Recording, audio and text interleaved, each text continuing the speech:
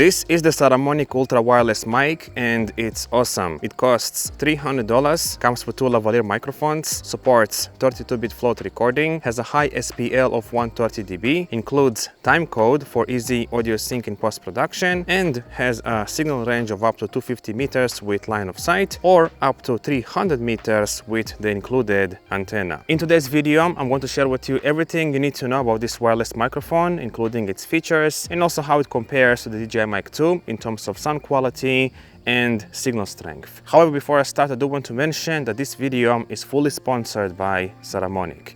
With that said, here is what you get in the box. You get a charging case, two transmitters, one receiver, USB-C and lightning adapters to connect the microphone to any smartphone, a soft carrying case, a signal boosting antenna, a coiled TRS cable, two wind muffs, two lavalier microphones with foam windshields, and a USB-C to USB-C charging cable. If you are a Sony user like myself, Saramonic also offers the Sony Mi Hot Shoe adapter for $30, which allows you to connect this wireless microphone to a supported Sony camera without having to use a cable. If you are interested in this, I'm going to leave a link for it down below. Regardless, moving on to the design, first of all, the entire kit has a synthetic leather finish that provides slightly more grip and gives it a vintage look in a way. Then in terms of build quality, everything is made of plastic, just like the DJI Mic 2, but it feels just as solid and premium when holding it in the hands. However, unlike the DJI Mic 2, the Mic Ultra also has an IPX5 rating, which means you can use it while recording in rainy conditions. All right, here goes nothing. I have water in here,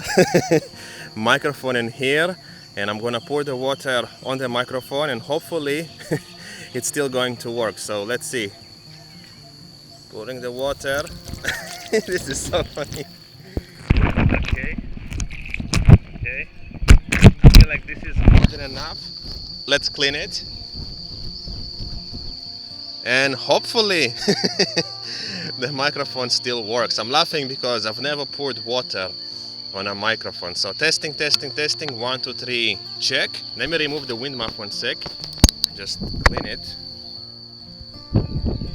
Testing, 1, 2, 3, testing the Saramonic Ultra microphone after putting a bunch of water on it. Moving on to size and weight, the Ultra Mic's receiver and transmitter are slightly larger and heavier than the Mic 2. As you can see, the receiver is basically the same thickness, but slightly longer and heavier, and the transmitter is definitely noticeably bulkier, but only slightly heavier at 43.5 grams versus 36 grams. However, when I wear both on my shirt, I don't notice a significant difference in terms of comfort. Both have very strong magnets to attach to any t-shirt pretty much, and also both sag and dangle pretty much about the same. Now, taking a closer look at the receiver, at the bottom there is a clip-on cold shoe mount that can only be attached in one direction facing backward, which is different from the DJI Mic 2, which you can mount in any direction you want. On the left side there is a 3.5mm port, so you can plug it into a camera or use it with headphones for audio monitoring. On the right there is the antenna port for boosting the signal. On the front there is a nice big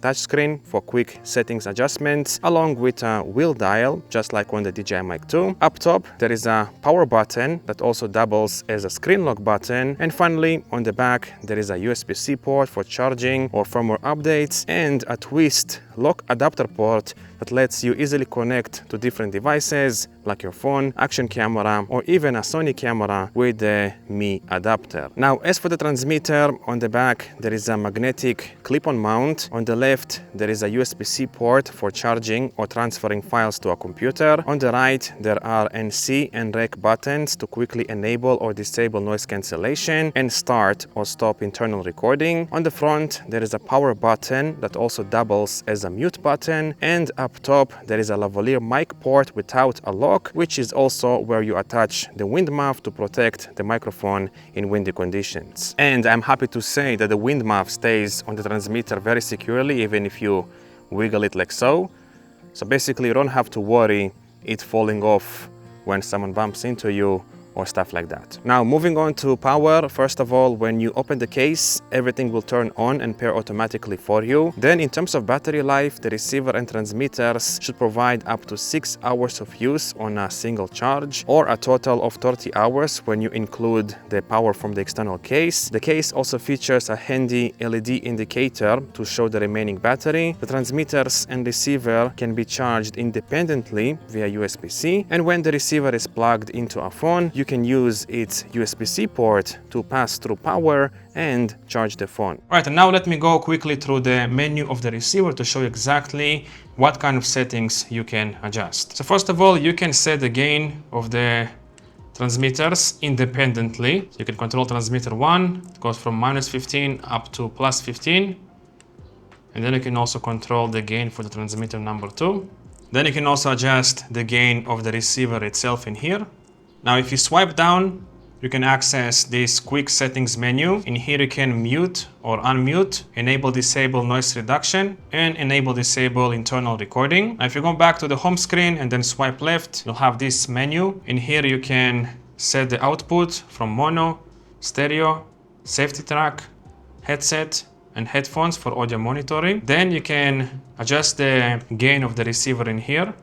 Next, you can adjust the gain of the transmitters in here, and also the gain of the receiver if you are using the headset mode. In here, you can select the gain mode you want. If it's set to off, it's going to be for you to manually adjust the gain yourself. Then you can select here a camera preset. However, I'm not really sure how to change the camera preset in here. I was only able to change it on the application, which I will show you a bit later on in the video. Then you can also set it to automatic gain. Basically, the system will set the gain automatically for you. And then here you have low gain option if you want the gain to stay low, to preserve, the audio as much as possible, to not clip the audio at all. All right, next you have a couple of sound presets in here.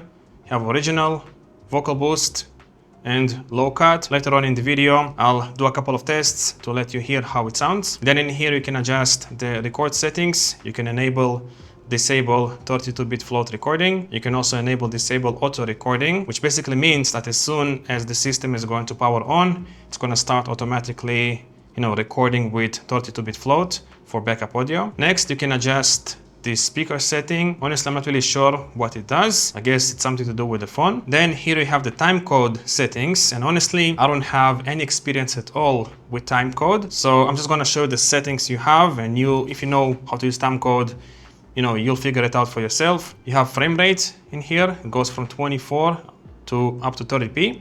Then you have free running. Not really sure what this is, but you have free and then real time. And then in here, you have a couple of modes to choose from. This is mode number 1, mode number 2, mode number 3, mode number 4, and number 5. And of course, in here, you can enable time code. And as soon as I do that, it's going to start recording with the internal microphones, because it's basically, writing the time code, I guess, to the 32-bit float recording inside these microphones. Next, in here, you can manually pair the transmitters to the receiver if you want to. Here you can adjust the display settings like brightness and backlight. And in system settings, you can adjust the time, headset noise cancellation, which honestly, I'm not really sure what this is. Then you can format the storage if you want to, or see how much storage you have left on the internal recorders of the microphones. And then you can check out the version for firmware updates, adjust the language, and reset everything to factory defaults if you want to. All right, now the smartphone application will basically let you adjust more or less the same settings as on the receiver, with 2 exceptions. In here, you can also set the camera preset. So for example, I'm gonna select this. I'm gonna go to a different camera like A6400, and as you can see, it basically changed the output gain for the receiver. Basically, the system will try to figure out what's the best output gain for the particular camera you are using, in case if you don't want to do it manually each time. Another thing you can do inside the application is adjust the noise cancellation level, basically the intensity. It goes from level 1 up to level 3, and level 1 is the least intense one, and level 3 is the most intense one. This is something you cannot really do on the receiver. So if you use noise cancellation a lot with this microphone and you want to adjust the intensity, you can only do so inside the smartphone application. But other than that, everything is more or less the same. Here you can also adjust the 32-bit float settings, adjust these settings in here, and also the brightness and time settings, and of course time code settings, gain levels for the transmitters and receiver, and basically the same as on the receiver itself. All right, now let's do a 32-bit float sound quality comparison between the Saramonic Ultra microphone and the DJI Mic 2 without doing any enhancements in post-production. Testing the Saramonic Ultra microphone. Testing the DJI Mic 2. I've already listened to some samples from these microphones, and I think they sound very different. The Saramonic microphone has more clarity to the audio. The voice sounds a bit more clear compared to the Mic 2, which sounds more bassy in a way. It has more bass to the audio. So because of this, I can't really say that one microphone is necessarily better than the other in terms of sound quality. They are just different, and it's going to come down to your personal preference to what you prefer. Do you prefer more clarity to the audio, or do you prefer more bass to the audio? Now, in terms of storage, both have 8 GB of storage, so you can record up to 10 hours in 32-bit float, or if you switch to 24-bit, you can record up to 15 hours. However, one area where there's a significant difference between these two microphones is with SPL, or sound pressure level. The Saramonic Mic Ultra has a SPL level of 130 dB, whereas the DJI Mic 2 has an SPL level of about 124 dB, I think. Which means, as far as I understand it, at least because honestly, I don't have much experience with this, the Saramonic Mic Ultra can record louder noises, louder sounds from like car engines, airplanes, helicopters, and so on, and not really clip the audio compared to something like the DJI Mic 2. The DJI Mic 2 also has a high SPL, but it's not as high on the Mic Ultra. Basically 130 dB on the Mic Ultra versus 124 dB, about 124 dB on the DJI Mic 2. All right, and now just for the fun of it, I want to let you listen how both of these microphones perform in windy conditions. I'm now riding my motorbike at about 35 kilometers an hour, and I have the wind muffs mounted on both of these microphones. So hopefully you get a rough idea on how these microphones perform in windy conditions. Testing the Saramonic Ultra microphone while riding a motorbike.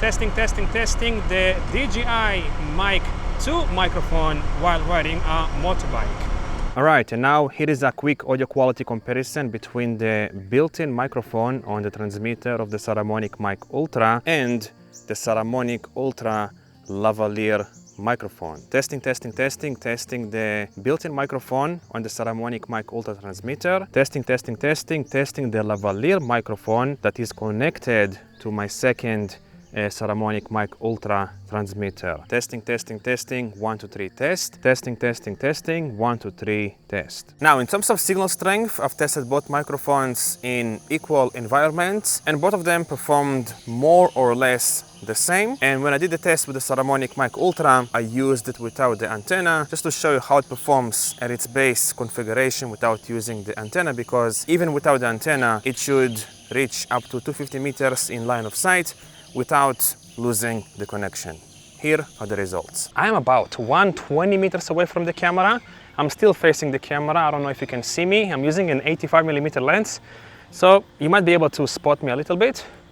But now let me do a quick spin around to try to block the signal with my body. Testing.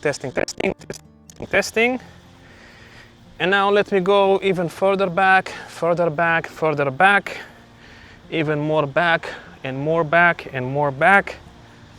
Okay, hopefully the signal is still strong. I'm still facing the camera directly, and now I'm about I would say 170, 180 meters away from the camera. And now let me do a quick spin. Let's see if the signal drops. Hopefully it doesn't. Spinning around, and let me go a bit further back. Honestly, in real life scenarios, who would be this far away from the camera when recording a video? Maybe if someone's doing sports and you're really far away from him, only in this case, but honestly, for the majority of people, they won't be like further than 30 meters away from the camera. Okay, I feel like this is about 250 meters from the camera. Let me do a quick spin. It's still strong. Now I am roughly 130, 140 meters away from the camera. Testing, testing, testing. Doing a quick spin, Testing, testing, testing. Another spin. 1, 2, 3 test, 1, 2, 3 test. And now let's go all the way back. Honestly, I kind of forgot what's the maximum signal range of the DJI Mic 2. I don't remember. I'm going to write it down somewhere here. I think it's like 200, 250 meters. I'm not really sure. But hopefully everything works just as well as the Ultra microphone from Saramonic. Regardless, I am now about 200 meters away from the camera, maybe actually slightly more, like 220 to 30 meters. Let's do a quick spin. Quick spin, testing, testing, testing, testing, testing, testing. Okay, and now I'm gonna go all the way back, just as much as I did with the Ultra microphone from Saramonic. And now I am roughly 250 meters away from the camera. So hopefully there's a difference in terms of signal strength between the DJI Mic 2 and the Ultra microphone. However, now I'm facing the camera and I'm gonna do a quick spin and block the signal with my body. Still spinning. Testing. Hopefully everything works just fine with both microphones. There's a mall on my left, a lot of shops behind me, lots of Wi-Fi, lots of interference. So let's see how the Saramonic Ultra microphone holds up in this area in terms of signal. Right now I'm about, I would say like 7 meters away from the camera, so the signal should be pretty much perfect. Let me do a quick spin and see if my body blocks the signal or not. Okay, hopefully everything is fine. All right, and right now I am recording with the DJI Mic 2 microphone. Let's see how it compares to the Saramonic Mic Ultra wireless microphone. All right, let's do a quick spin in here. Something simple. The signal should be more than strong enough, even in this area with a lot of interference. I'm gonna start, I'm going back. And now I'm about, I would say like 20 meters away from the camera. Let's do a quick spin, see if it cuts off. Okay, I'm gonna go back even more. And there's like 2 shops beside me here with probably some Wi-Fi in them. So hopefully the signal is still strong. I'm doing a quick spin. Okay, let's see how it works. I'm right in front of camera right now, still facing the camera. Let's do a quick spin. Testing, testing, testing, testing, testing, testing. Now I am going back up the stairs, still within line of sight with the camera. Let's do a quick spin. I am about 20 meters away from the camera. And now I am going to hide behind this shop in here and see if it works the signal or not. Testing, testing, testing, testing, testing, testing. I'm trying to walk in the same way I did with the Saramonic Mic Ultra. And now I'm gonna go away from line of sight with the camera. Basically, I'm gonna be behind a shop and let's see if the signal cuts off or not. Honestly, if it works like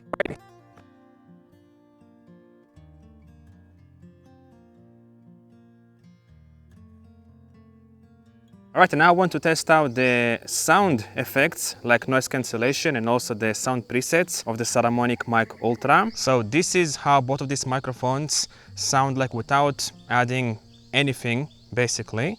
And now I am going to enable noise cancellation in here and also in here. And I've set the noise cancellation on the Saramonic Mic Ultra to grade number 1, basically the lowest intensity. This is the DJI Mic 2. Testing, testing, testing, testing, testing, testing. Now here is how grade 2 sounds like with the noise cancellation of the Saramonic Mic Ultra. Testing, testing, testing, testing, testing, testing. And here is again the DJI Mic 2. Testing, testing, testing, testing, testing, testing. And this is how grade 3 noise cancellation sounds like on the Mic Ultra. Testing, testing, testing, testing, testing, testing. Here is again the DJI Mic 2. Testing, testing, testing, testing, testing, testing. Honestly, I don't think I'll ever use grade 3 for noise cancellation on the Mic Ultra because I feel like it's a bit too intense. Instead, what I would do is I would set it to grade 1. And if I would need more noise cancellation, I can just add it in post-production with something like DaVinci Resolve, Final Cut Pro, or Premiere Pro, because I feel like grade 3 is a bit